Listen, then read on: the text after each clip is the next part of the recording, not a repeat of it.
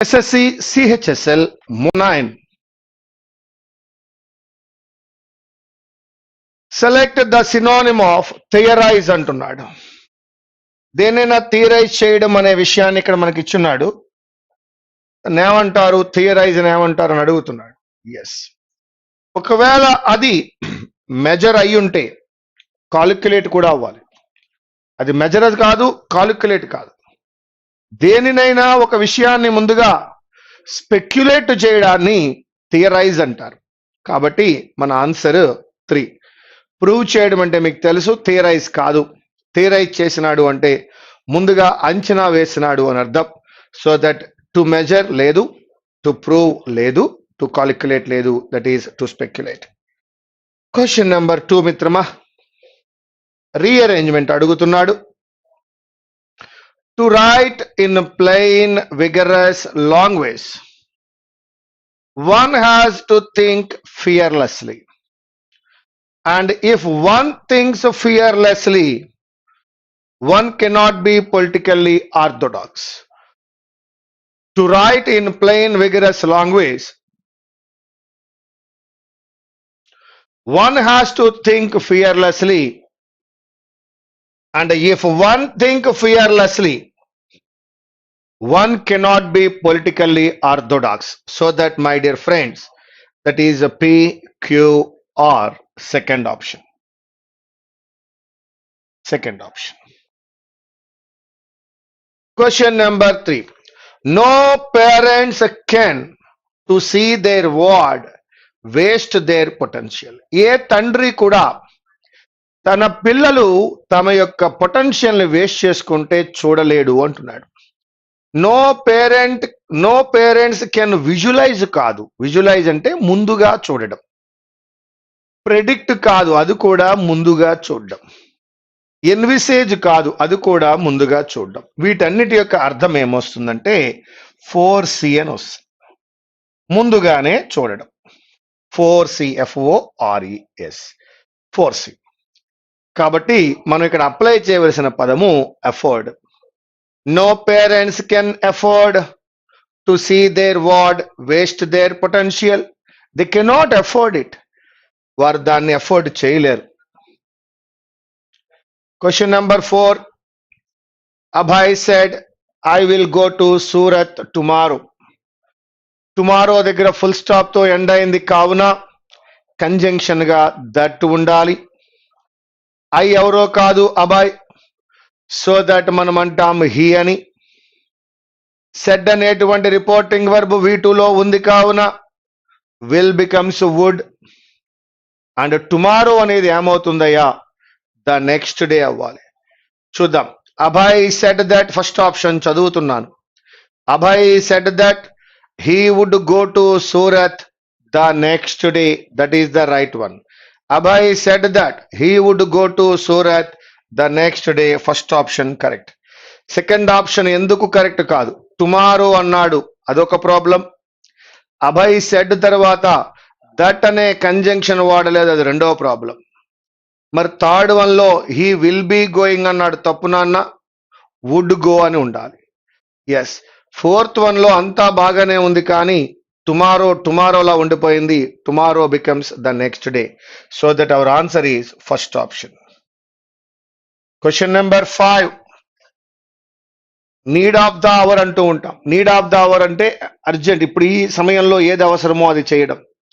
Need of the hour అనేటువంటిది ఒక ఇడియోమెటిక్ expression అమ్మా, కాబట్టి నీడ్ ఆఫ్ ద అవర్ ని నీడ్ ఆఫ్ ద అవర్ గానే ఉంచండి. So that first option. 6th question. They are going to watch a drama tomorrow. They are going to watch లో to watch అనేటువంటిది to be watch అవ్వాలి. What అనే question వేయండి. ఏమి చూస్తారయ్యా అంటే డ్రామా. ఆబ్జెక్ట్ డ్రామా, కావున డ్రామాతో స్టార్ట్ చేయండి. A drama. ఆర్ గోయింగ్ ఏమవుతుందయ్యా, ఈజ్ గోయింగ్. టు వాచ్ ఏమవుతుందయ్యా, to be watched by them tomorrow. First option. A drama is going to be watched by them tomorrow. That is the first option. Second one లో will be వాడినాడు, తప్పండి. Third one లో was going వాడినాడు, తప్పండి. Yes, tomorrow the drama is going to be watched by them అన్నాడు. దాని సంగతి ఏంటంటే మీకు డౌట్ రావాలి. టుమారో అనేది యాడ్వర్బ్ అమ్మ, టైమ్ అని చెప్పేటువంటి యాడ్వర్బ్ ఆఫ్ టైం. ఇది ఎప్పుడూ కూడా వాక్యానికి చివర అంటే వెర్బ్ తర్వాత ఉండాలి. యాడ్వర్బ్ అనేది వెర్బ్కి ముందు ఉండే అవకాశం లేదు. కాబట్టి ఫస్ట్ వన్, ఫోర్త్ వన్ లో మీకు ఒక మంచి పాయింట్ అర్థమవుతోంది. A drama is going to be watched by them tomorrow. Tomorrow the drama is going to be watched by them. ఈ రెండిటిలో దేన్ని తీసుకోవాలి అని ఆలోచించినప్పుడు మిత్రులారా, చాలా మంచి బిట్ మిత్రులారా ఇది. ఇక్కడ ఖచ్చితంగా గమనించండి మీరు. ఎస్, టుమారో అనే యాడ్వర్బ్ ఆఫ్ టైం అనిపించుకుంటుంది. ఎప్పుడు కూడా యాడ్వర్బ్ అనేది వెర్బ్ తర్వాత మాత్రమే వస్తూ ఉంటుంది. Yesterday I went to a cinema తప్పండి. I went to a cinema, yesterday is right one. Yesterday I went to cinema తప్పండి. Yes, now I'm teaching English కాదండి. I'm teaching English now. That's what I'm saying. Adverb అనేది sentence తర్వాత కనబడుతూ ఉండాలి, verb తర్వాత కనబడుతూ ఉండాలి. కాబట్టి ఫస్ట్ వన్ తీసుకోండి. A drama is going to be watched by them tomorrow. మంచి బిట్ అయ్యా. The minister appeal to the public not to dash to violence. Yes, violence చేయకండి అంటున్నాడు, వయలెన్స్కి దిగకండి అంటున్నాడు. క్రిటిసైజ్ కాదు నాన్న, ప్రవోక్ అంటే రెచ్చగొట్టడం కాదు నాన్న, రిసార్ట్. వయలెన్స్, హింసకు దిగవద్దు అంటున్నాడు. The minister appealed to the public not to resort to violence. Violence చెయ్యొద్దు అని చెప్తున్నాడు. వయలెన్స్కి రిసార్ట్ అవ్వకండి, నాట్ టు రిసార్ట్ టు. అంబుష్డ్ అంటే ఏమిటయ్యా? కనిపించకుండా దాగి ఉండడం. దాన్నే లర్క్ అంటాం. లర్కింగ్ ఇన్ ద బుషెస్, వేలే, క్యామోఫ్లేజ్. క్యామోఫ్లేజ్ లో కూడా మనం చూస్తాం, మిలిటరీ వాళ్ళు వాళ్ళ యొక్క క్యాప్లకి బుషెస్ ని పెట్టుకుంటారు, వాళ్ళ యొక్క సూట్కు కూడా బుషెస్ పెట్టుకుంటారు. నేల మీద పడుకున్నప్పుడు అక్కడ మనిషి ఉన్నట్టుగా రాడార్కి దొరకకుండా, దాన్ని క్యామోఫ్లేజ్ అంటాం. సో అదే విధంగా ఈ మూడు ఒకే అర్థాన్ని ఇస్తున్నాయి కాబట్టి, ఆ మూడిటి యొక్క అర్థము అంబుషే కాబట్టి my dear friends, exposure is the antonym of ambush. Elections are likely to be held in 2007 once law and order is restored, though no time frame has been set. Yes, elections are likely to be held ఎప్పుడయ్యా? in 2017. నేను పీతో start చేశాను. Once law and order is restored, law and order restore అయిన తర్వాత, though no time frame has been set, ఒక time frame లేకపోయినప్పటికీ law and order restore అయిన తర్వాత ఇది జరుగుతుంది అన్నాడు. పి తర్వాత ఆర్ తర్వాత Q, that is the first option. One more time చదువుకోండి అయ్యా. Elections are likely to be held in 2007 once law and order is restored through though no time frame has been set, P R Q. Question number 10 మిత్రమా. Wide in range or effect, దేనిదైనా range కానీ effect కానీ ఎక్కువగా ఉంటే ఏమనాలి అని అంటున్నాడు. Wide in range, wide గా ఉంది, చాలా ఎక్కువగా, విపరీతమైన చేంజెస్ వచ్చాయి అంటున్నాం. వైడ్ రేంజ్ లో చేంజెస్ వచ్చాయి, వైడ్ రేంజ్ లో ఎఫెక్ట్ ఉంది అన్నప్పుడు మిత్రమా, as we call that as, దాన్ని ఏమని పిలుస్తానయ్యా అంటే స్వీపింగ్ చేంజెస్ అంటాను. ఏమంటాను మిత్రమా? స్వీపింగ్ అనే పదాన్ని యూజ్ చేస్తా. సో దట్ ఇక్కడ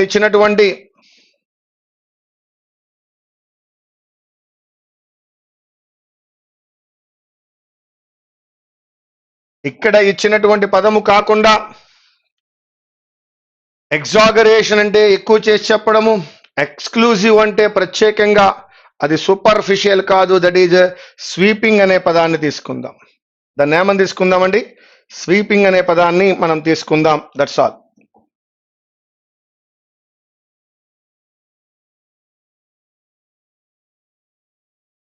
One minute, my dear friends. Let's go to the second question. Next question, that is 11th one. Yes. Choose the word with the correct spelling అన్నాడు. Correct spelling తో చూడమన్నాడు. ఇంపీడింగ్ అన్నప్పుడు ఒక ఈ అవసరం లేదు. టాక్సిటీ అన్నప్పుడు ఈ ఎస్ఐ అవసరం లేదు, that is poisonous. And traducer అనే ఒక పదాన్ని ఇచ్చినాడు ఇక్కడ మనకి. What is the word traducer? Yes, what you mean by traducer అంటే హూ స్పీక్ మలిషియస్లీ, అవతల వాళ్ళ నాశనాన్ని కోరుకుంటూ మాట్లాడడం, దట్ ఈజ్ రిబ్యూక్ అయి ఉండొచ్చు. ట్రాడ్యూసర్ అనే పదం అబ్సల్యూట్లీ రైట్. మరి రుబికండ్ అన్నప్పుడు వై కాదయ్యా అది? I. That means red faced, ruby faced, rubicund అంటాం. టాక్సిటీ, పాయిజనస్, టాక్సిక్ మీకు ఐడియా ఉంది. Traducer speak మలిషియస్లీ. రుబికాండ్ అంటే రెడ్ ఫేస్ అండి. ఇంపీడింగ్ లో ఒక ఈ ఎక్స్ట్రా ఇచ్చినాడు. Impeding that is hurdle, that is stop. Impeding, impediment, hurdle అని అర్థం. Yes, toxicity, traducer speak maliciously, RUBICUND rubicund red face. Impeding లో ఒక ఈ ఎక్స్ట్రా ఇచ్చినాడు, that means stopping. To treat with cruelty or violence, క్రూయల్టీనో violence నో చూపించినప్పుడు దాన్ని ఏమంటారండి? పెర్వర్షన్ అంటే మనకు తెలుసు, డిఫరెంట్ క్యారెక్టర్, డిఫరెంట్ గా మన వెర్షన్స్ ఉండడమే. ఫాల్ట్ అన్నా రాంగ్ అన్నా ఒకటే. కాబట్టి క్రుయాలిటీ కానీ వయలెన్స్ కానీ ఉన్నప్పుడు అబ్యూజ్ అంటాం. Abuse of children, abuse of animals అంటాం, యానిమల్ అబ్యూజ్ అంటాం, యానిమల్ చైల్డ్ అబ్యూజ్ అంటాం. దట్ ఈజ్ చిల్డ్రన్ పట్ల క్రుయాలిటీని కానీ వయలెన్స్ ని కానీ చూపించడం, దట్ ఈజ్ అబ్యూజ్. మిత్రులారా, 1 minute, they are all sweet, sweet, caring ఒకేలాంటి పదాలైనప్పుడు బట్ ఎలా వాడతాం? దర్ ఆల్ బ్యూటిఫుల్ అని అర్థం. They're all kind hearted and caring. Yes, కాబట్టి స్వీట్ తర్వాత బట్ అప్లై చేయొద్దు, అండ్ కేరింగ్ అప్లై చేయండి. 1 minute, they are all sweet and caring, and the next minute they stab you in the back.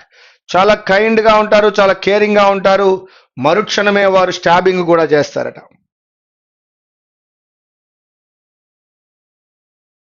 If I had remembered, if plus had plus V3 మిత్రమా. If I had remembered, if plus had plus V3 మిత్రమా. If plus had plus V3 వచ్చినప్పుడు would have plus V3 apply చేయాలి మిత్రమా. If plus had plus V3, would have plus V3. If I had remembered అన్నందుకు గాను ఖచ్చితంగా it would have prevented అయి ఉండాలి. Rule తెలుసు మీకు. If plus V1 will plus V1, if plus V2 would plus V1, if plus had plus V3 would have plus V3. ఇక్కడ if plus had plus V3 ఉంది కావున would have plus V3 అవ్వాలి. So will అనేది wrong మిత్రమా, would apply చేయండి. The problem is there with the B. Question number 15. Too many cooks spoil the broth అని అంటున్నాడు. ఒక్కసారి చూద్దాం. It is always better to do a job independently. Asking many people for advice will cause confusion and the decision will never be made. If too many people are involved in a task or activity, it will not be done well. That is right one. Third one. If too many people are involved, ఒక పనిలో ఎక్కువ మంది అవసరానికి మించి కనుక ఎక్కువ మంది involve అయినట్లయితే it will not be done well, అది సరిగ్గా జరగదు అంటున్నాడు. If too many people are involved in a task or activity, it will not be done well. That is the third option. Food is always cooked better if one person cooks it కాదండి. Third option తీసుకోండి. ఏదైనా ఒక పని చేసేటప్పుడు ఎక్కువ మంది కనుక interfere అయితే అది పాడైపోతుంది అని చెప్తున్నాడు. లిటిగేట్ అనే పదం కరెక్ట్ గా ఉందండి. ఇక్కడ డయాట్రైబ్ అనే పదంలో ఇక్కడ ట్రైబ్ మాట్లాడడమే, డయాట్రైబ్ గా మాట్లాడుతున్నారు అంటే వెర్బల్ అటాక్ అని అర్థం అండి. మాటలతో పడిపోతున్నారు మన మీద, మాటలతో అటాక్ చేస్తున్నారు మన మీద. Verbal attack. What is that? Verbal attack. మరొకసారి,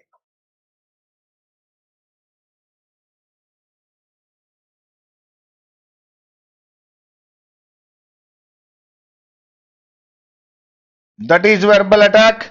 ఈ డయాట్రైబ్ అనే పదంలో వై కాదమ్మా, ఐ ఉండాలి.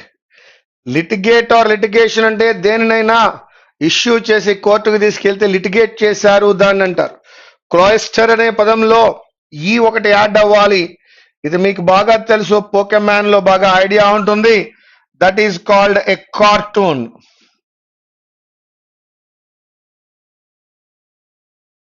అండ్ గ్రీమెస్ట్ అంటున్నాడు, ఎస్ ఇందులో మనకు ఉండకూడని పదము ఐ, అది తీసివేయడం వల్ల దాని అర్థం ఏంటయ్యా అంటే క్రిమీగా ఉంది అంటున్నాడు. That is covered with dust, dust తో కవర్ అయింది అని అర్థం. మరొకసారి లిటిగేట్ అంటే లిటిగేషన్ అంటే ఏ విషయం అయితే ఆర్బిట్రేషన్కో కోర్టుకో పోతుందో అక్కడ లిటిగేషన్ ఉన్నట్టు వాడిని లిటిగేట్ అంటారు. డయాట్రైబ్ అనేటువంటిది వెర్బల్ అటాక్.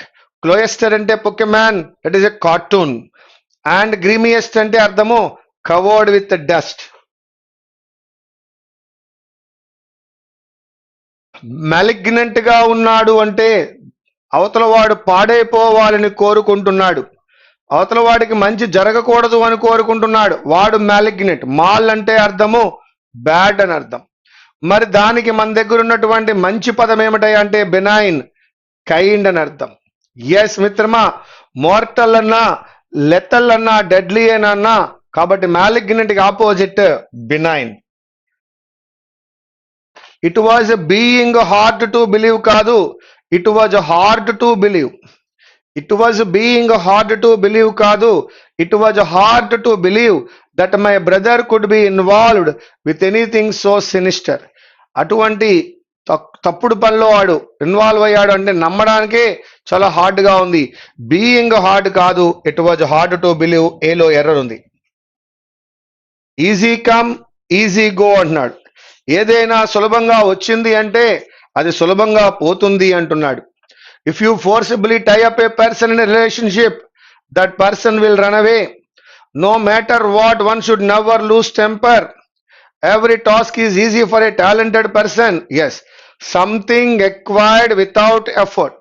కష్టపడకుండా వచ్చినది may be lost without regret.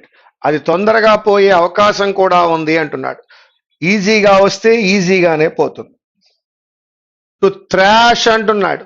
That is what is calling synonym.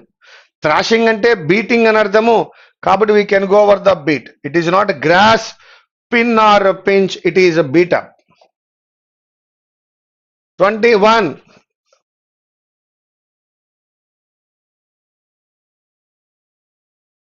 The battle between attackers and the attacked is being still more. సరి అయిన ఆర్డర్ లో లేదు, ఎసిమెట్రిక్ గా ఉంది. సిమెట్రిక్ అంటే ఆర్డర్, అసిమెట్రిక్ అంటే డిజార్డర్. స్ట్రాంగర్ కాదు, మోర్ స్ట్రాంగర్ అని అస్సలు అనకూడదు. Faced with potentially new cyber, faced with potentially new cyber onslaughts జరుగుతున్నాయి. ఒకరినొకరు నరికేసుకుంటున్నారు, ఒకరినొకరు కిల్ చేసుకుంటున్నారు. The danger to India's economic and national security is going up, లేస్తోంది. ఇన్ జియోమెట్రికల్ ప్రోగ్రెషన్ లో పెరుగుతోంది. టు బి ఫోర్ ఆర్మ్డ్, దానికి సన్నద్ధంగా ఉండడం కోసం. With both offensive cyber operations and, అక్కడ అండ్ ఉంది కాబట్టి నేను బోత్ అప్లై చేశా. With both offensive cyber operations and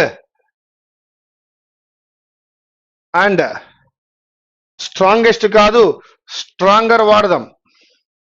strongest కాదు, strengthened cyber security is essential. Stronger cyber security లేదా స్ట్రెంగ్థెన్డ్ సైబర్ సెక్యూరిటీ వాడుకుందాం. 21. The battle between attackers and the attacked is becoming still more asymmetric గా ఉంది. Faced with potentially new cyber onslaughts జరుగుతున్నాయి, అటాక్లు జరుగుతూనే ఉన్నాయి. The danger to India's economic and national security is going up, పెరిగిపోతోంది. In geometrical progression లో పెరుగుతోంది. To be forearmed with, వేటితో, with both offensive cyber operations and strengthened cyber security is essential.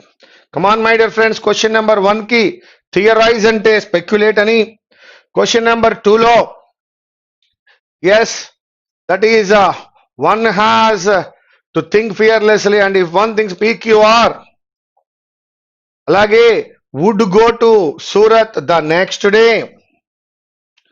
అదేవిధంగా need of the hour, they are going to watch drama అన్నప్పుడు a drama is going to be watched. First option, this is a resort to violence.